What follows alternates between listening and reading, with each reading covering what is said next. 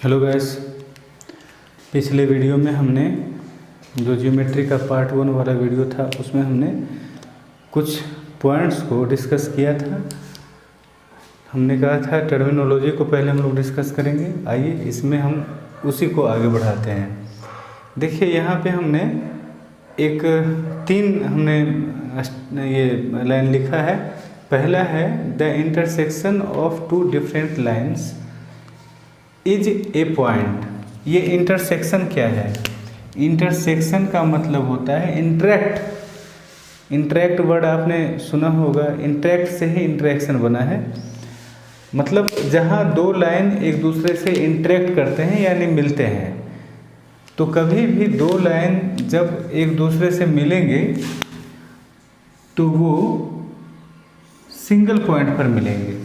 Line से हमेशा मतलब होगा स्ट्रेट लाइन का, कभी भी कर्व लाइन का हम लोग अभी जिक्र नहीं करेंगे जितने भी पॉइंट डिस्कस करेंगे। तो जब भी दो लाइन एक दूसरे से मीट करेगा, मिलेगा, तो वो कहाँ मिलेगा? एक सिंगल पॉइंट पे। क्लियर है? एक से अधिक पॉइंट पे नहीं मिल सकता है। एक से अधिक पॉइंट पर तभी मिलेगा जब दोनों लाइन एक दूसरे के ऊपर होगा, यानी ओवरलैप कर जाएगा। तो उस कंडीशन में सारा पॉइंट ही सेम हो जाएगा, यानी लाइन ही सेम हो जाएगा। तो जब टू डिफरेंट लाइन होगा, यहाँ कहा जा रहा है two different line. Two different line का मतलब होता है कि हैविंग डिफरेंट डायरेक्शन, दोनों की दिशा अलग अलग होगी। जैसे इसकी दिशा इस तरफ है और इसकी दिशा इस तरफ है। तो इस कंडीशन में दोनों लाइन एक दूसरे को एक सिंगल पॉइंट पर कट करेगा। And that of two different plane is a line. जब दो प्लेन मिलते हैं तो दोनों के बीच में जो मीटिंग होता है वो एक लाइन होता है। जैसे आप अपने घर के दो दीवारों को देख लीजिए, जहाँ भी दो दीवार मिलेगा वहाँ पर एक पॉइंट नहीं बनेगा, क्या बन जाएगा? एक लाइन बन जाएगा। क्लियर है? जैसे आपका छत आपके दीवार से मिले, या आपकी दीवार फर्श से मिले, या आपके सामने वाली दीवार बगल वाली दीवार से मिले, तो हमेशा उनका जो इंटरेक्शन होगा वो कहाँ होगा? एक लाइन पर होगा। ठीक है? तो ये पॉइंट आप लोग को समझ में आ गया होगा। अगला पॉइंट देख लीजिए। अगला पॉइंट क्या कहा जा रहा है? If a line can pass through two और मोर देन टू पॉइंट्स। जैसे देखिए, दो बिंदु से तो हमेशा एक स्ट्रेट लाइन पास कर सकती है। अगर आप दो बिंदु लेंगे तो उन दो बिंदुओं से हमेशा ही एक स्ट्रेट लाइन पास करेंगे, चाहे दोनों बिंदु सेम प्लेन में हो, और अगर सेम प्लेन में नहीं है तब भी। इवन आप ब्रह्मांड में कहीं भी दो बिंदु ले लें, उससे एक स्ट्रेट लाइन तो पास कर ही जाएगी। जैसे देखो, एक बिंदु यहाँ हमने लिया, एक बिंदु हमने यहाँ लिया, तो एक स्ट्रेट लाइन हाथ से शायद खींचना मुश्किल हो जाएगा स्ट्रेट लाइन को, लेकिन इन दोनों बिंदुओं से एक स्ट्रेट लाइन पास कर सकते हैं। यानी दो बिंदु हमेशा ही कोलिनियर होगा। लेकिन अगर दो से अधिक बिंदु है तो वो कोलिनियर कब होगा? जब उन सभी बिंदुओं से एक सिंगल स्ट्रेट लाइन पास करे। जैसे अगर हम कहें एक बिंदु ये है, एक बिंदु ये है और एक बिंदु ये है, ये दोनों आपस में कोलिनियर होगा, जिसको हिंदी में हम बता देते हैं आपको संरेख कहा जाता है। संरेख का मतलब क्या हुआ? समान रेखा पर। कोलिनियर का मतलब क्या हुआ? सेम लाइन पर। ठीक है?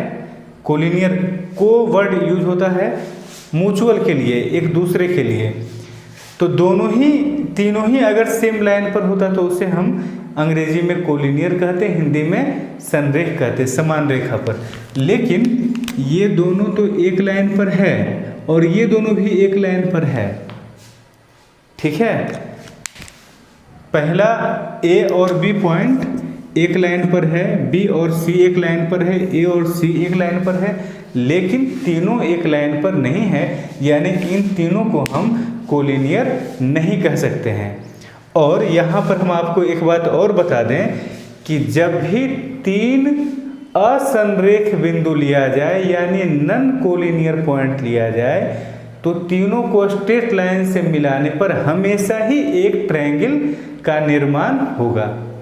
ठीक है, कभी भी तीन बिंदु आप कहीं भी ले लें जो कि संरेख नहीं है, अगर संरेख नहीं है तो उन तीनों को मिलाने पर एक ट्रायंगल बनेगा। संरेख का मतलब क्या होगा कि एकदम सीधी रेखा पर, अगर मान लो कि थोड़ा सा ऐसे इसको हम कर देते हैं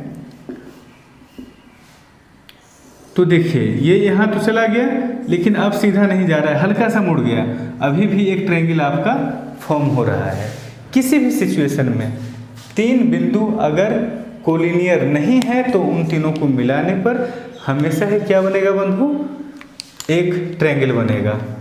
ठीक है, इन चीज़ों को तो आगे हम जब ट्रायंगल चैप्टर पढ़ेंगे तो और विस्तार से समझेंगे, लेकिन फिलहाल आप इतना अभी जान लीजिए कि यदि तीन बिंदु से एक सिंगल रेखा, एक सिंगल लाइन पास कर सकती हैं तो वो तीनों बिंदु आपस में कोलिनियर होगी। तीन या तीन से अधिक भी बिंदु, दो बिंदु हमेशा क्या होगा, कोलिनियर होगा। आप इसके साथ ही कहीं लिख लीजिएगा कि 2 points always will be collinear, always. आइए अगले पॉइंट में आते हैं। जो हमारा तीसरा पॉइंट है इसमें कहा जा रहा है 2 lines can intersect each other maximum at 1 point. 2 line कभी भी एक दूसरे को एक ही पॉइंट पर, शायद ये पहले ही हमने समझा दिया था आपको, 2 लाइन एक दूसरे को कभी भी एक और केवल एक पॉइंट पर कट करेगी, एक से अधिक पॉइंट पर ये कभी भी नहीं कट कर सकती है अगर दोनों स्ट्रेट लाइन है तब। ठीक है, आइए आगे के जो पॉइंट्स हैं उनको हम लोग डिस्कस करते हैं।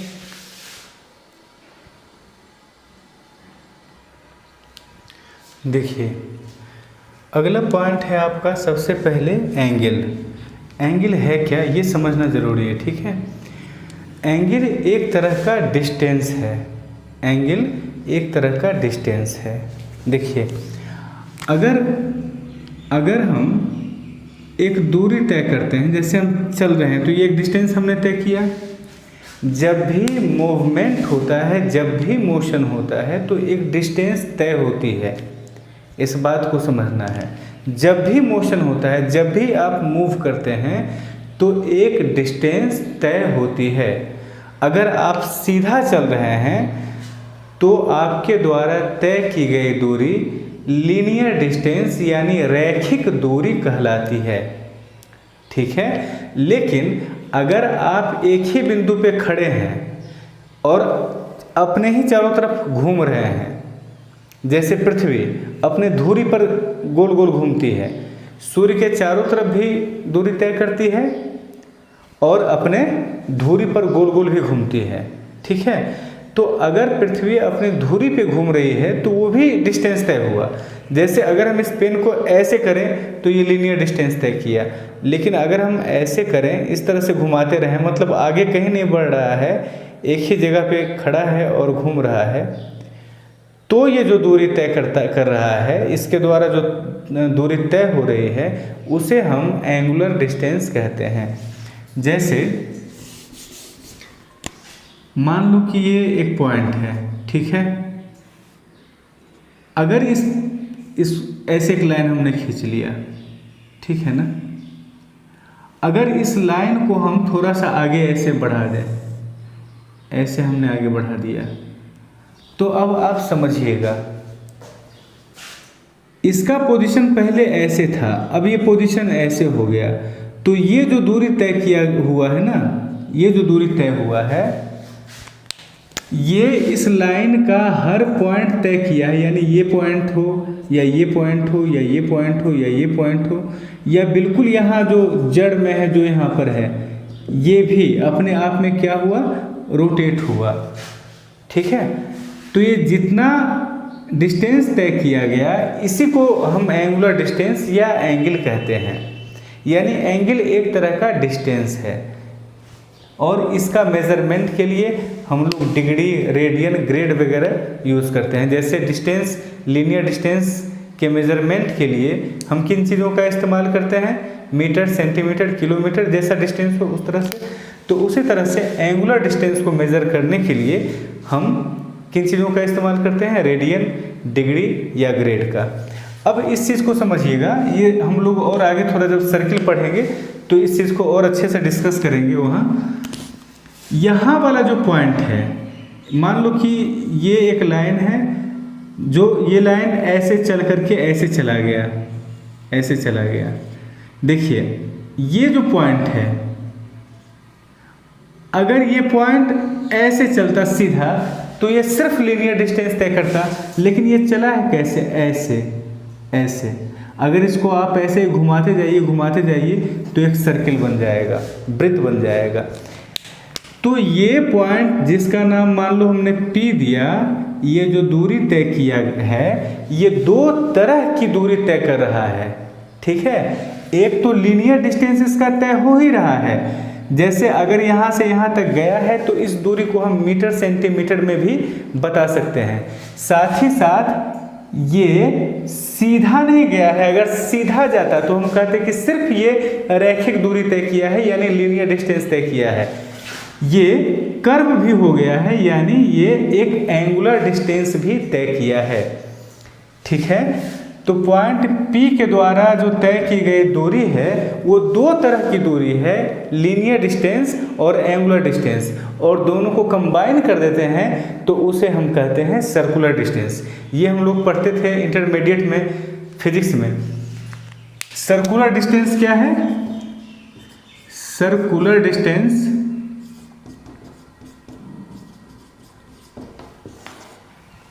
लीनियर डिस्टेंस और एंगुलर डिस्टेंस का कॉम्बिनेशन।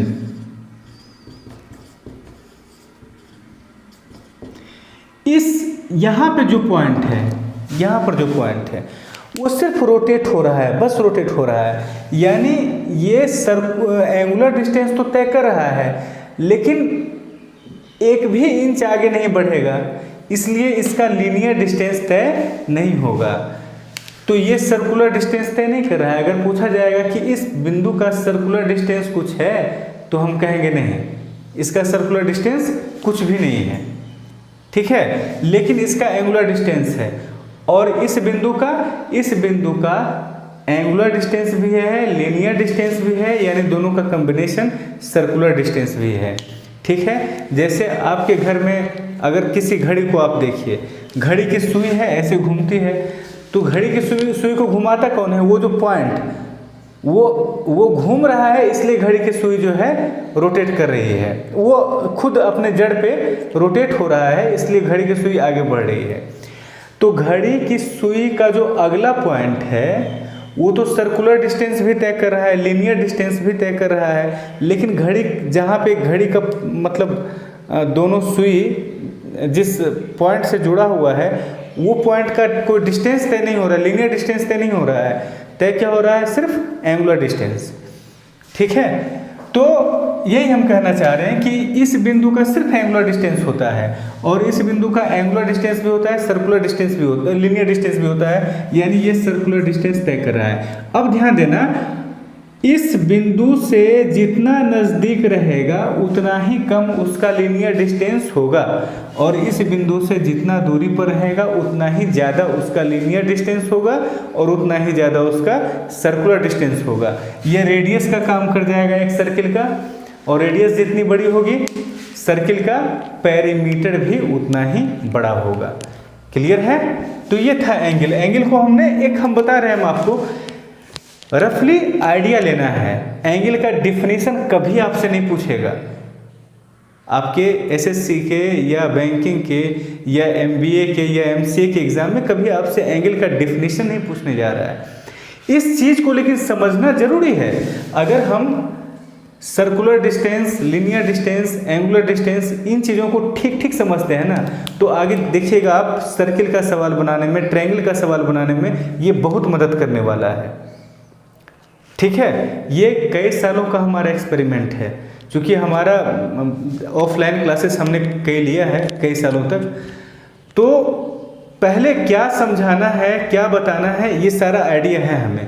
तो इन चीज़ों को आप ध्यान में रखिएगा कि ये अगर नहीं भी पूछा जाता है तो इसका आइडिया होना चाहिए आपके पास। डिफिनीशन की कोई आवश्यकता नहीं, डिफिनीशन आपको याद हो इसकी कोई आवश्यकता नहीं। ठीक है, आगे देखते हैं।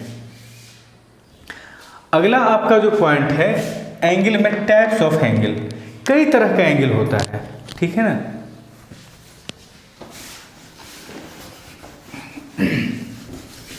देखिए, सबसे पहली बात तो ये, एंगल बनेगा कैसे? एंगल तभी बनेगा जब एक बिंदु अपने ही धुरी पर चारों ओर घूमेगा। जैसे मान लो कि एक छोटा सा निशानी के लिए हमने इसमें ये एक पॉइंट है, ये एक पॉइंट है, इसमें हमने एक ऐसे कर दिया, निशानी के लिए हल्का सा खींच दिया। अब इससे हमें ये पता चलेगा कि ये घूम रहा है या नहीं घूम रहा है। अगर ये ऐसे ही है तो घूम नहीं रहा है। अगर इसको घुमाएंगे तो ये पॉइंट क्या होगा, यहाँ से चलकर यहाँ चला जाएगा। थोड़ा और घुमाएंगे तो इधर आ जाएगा, थोड़ा और घुमाएंगे तो इधर आ जाएगा, थोड़ा और घुमा देंगे तो फिर यहीं पे पहुँच जाएगा। यानी बिंदु जो है वो अपने चारों तरफ एक बार घूम गई। तो जब बिंदु पूरा एक रोटेशन लगा लेगा तब हम कहेंगे कि ये बिंदु एंगुलर डिस्टेंस तय किया है। कितना एंगुलर डिस्टेंस तय किया है भाई? तो उसका मेजरमेंट को कहा गया 360 डिग्री। उसके मेजरमेंट को कहा गया 360 डिग्री। अब पूछिए कि इसको 360 डिग्री क्यों कहा गया? तो परसेंटेज में टोटल को 100% क्यों कहा गया? जैसे उसका जवाब नहीं है वैसे ही इसका भी जवाब नहीं है। ये बस मान्यता है कि इस इतने बड़े एंगल को 360 मान लिया है। ये स्टैंडर्ड है पूरे वर्ल्ड के, पूरे दुनिया में यही बात मतलब मानक है ये कि एक पूरे राउंड को हम कितना मानेंगे? 360 डिग्री। तो अगर एक पूरा सर्किल, एक पूरा रोटेशन लग जाएगा तो एंगल कितना बनेगा? 360 डिग्री का। अब इस पूरे रोटेशन को 4 बराबर भागों में फिर बांट दिया गया। ठीक है, जब 4 बराबर भागों में बांटा गया तो चूंकि पूरा 360 है इसलिए एक कितना हो गया? 90 हो गया। जब एक 90 हो गया तो इसी एंगल को क्या कह दिया गया? राइट एंगल, जिसे हम हिंदी में क्या कहते हैं? समकोण। बात समझ गए? अच्छा, अगर कोण 90 से छोटा होगा, अगर कोण 90 से छोटा होगा, जैसे मान लो कि अगर इतना ही दूरी तय किया हुआ होता तो ये डिस्टेंस आपका मान लो कि 50, 55, 60 ऐसा कुछ होता। तो यदि कोण 90 से छोटा होगा तो उसे हम क्या कहेंगे? Acute angle. एक्यूट एंगल को हिंदी में कहते हैं न्यून कोण। एक्यूट एंगल को हिंदी में क्या कहते हैं? न्यून कोण, जो कि लेस देन 90 डिग्री होता है। इसमें देखिए, थीटा से हम एंगल को डिनोट करते हैं और ये 90 डिग्री से क्या है? छोटा है, और ये आपका 90 डिग्री के बराबर है। और ऑब्ट्यूस एंगल, जिसे हम हिंदी में कहेंगे अधिक कोण,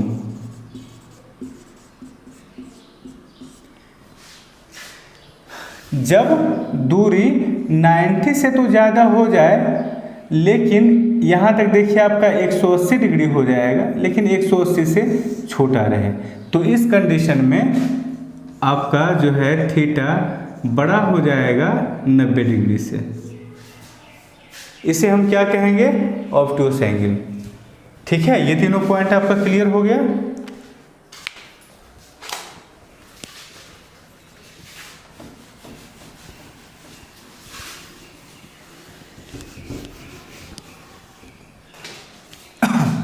अगला पॉइंट है angle on straight line. Straight line यानी सीधी रेखा, इस पर जो एंगल बनेगी यानी जो कोण बनेगा वो पूरा होगा 180 डिग्री का। वो भी हमने आपको दिखाया था। स्ट्रेट लाइन का मतलब होता है कि बस यहाँ से यहाँ तक की तय की गई एंगुलर डिस्टेंस यानी कोणीय दूरी, कोणीय दूरी।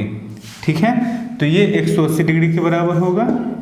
कॉम्प्लीमेंट्री एंगल, जिसे हम पूरक कोण कहते हैं हिंदी में, इसे हम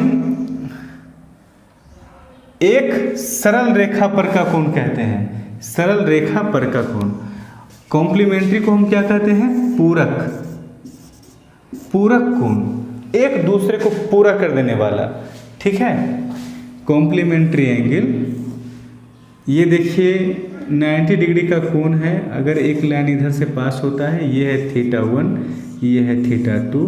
अगर θ1 प्लस θ2 बराबर हो जाए 90 डिग्री, तो इसे हम क्या कहेंगे, कॉम्प्लीमेंट्री एंगल यानी पूरक कोण, ठीक है। इसी तरह से है सप्लीमेंट्री एंगल, इसे हम समपूरक कोण कहते हैं। और यहाँ दोनों कोणों का योग 90 डिग्री नहीं होकर के 180 डिग्री होगा।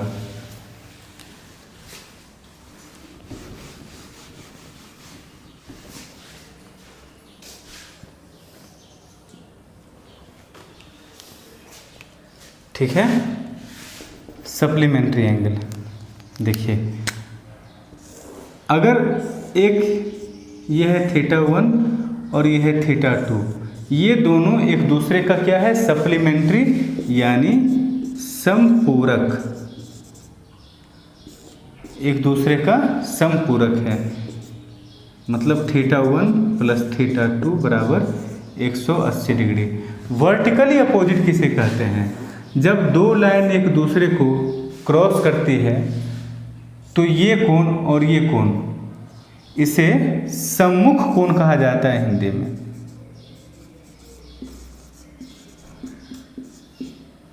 जब दो लाइन एक दूसरे को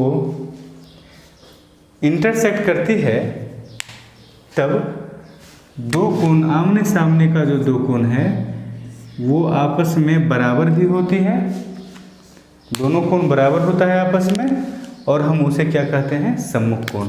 इस कंडीशन में θ1 इक्वल टू θ2, ठीक है। एडजेसेंट, एडजेसेंट एंगल, इसे हिंदी में हम कहते हैं आसन, आसन कोण। देखिए, अगर हम दो कोण लेते हैं, यह है θ1, यह है θ2, जरूरी नहीं कि ये वाला पूरा एंगल 90 डिग्री का होगा ही, बस दोनों कोणों का एक जो साइड है वो कॉमन होना चाहिए, वो दोनों क्या कहलाएगा, आसन कोण। जैसे यहाँ पर ये है ना, साइड कॉमन है दोनों एंगल का, θ1 का और θ2 का, तो θ1 और θ2 क्या हो गया, आसन कोण। जैसे आप इसे और इसे भी आसन कोण कह सकते हैं, क्योंकि ये वाला साइड आपका क्या हो जाएगा, उस कंडीशन में कॉमन हो जाएगा। तो यहाँ पर हम लिख देते हैं angles having one common side.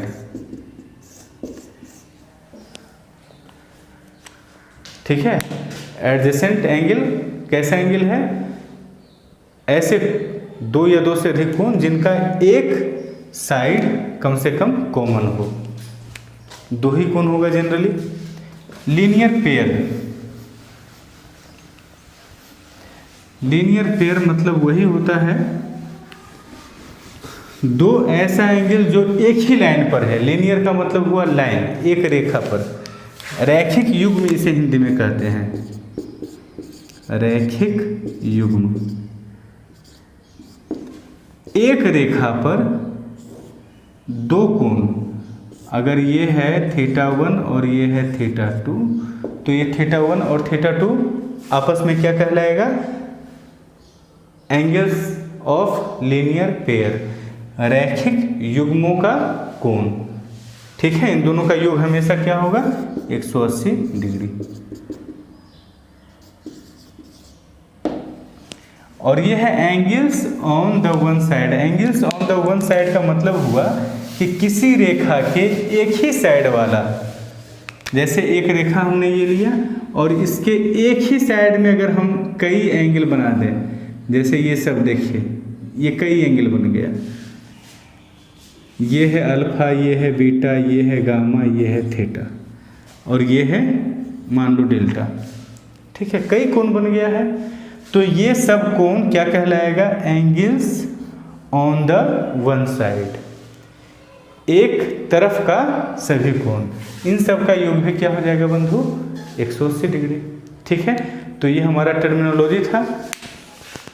कल से यानी अगले वीडियो से हम लोग जो सवाल होगा वो सीखेंगे, वो करेंगे। आज के लिए इतना ही, धन्यवाद।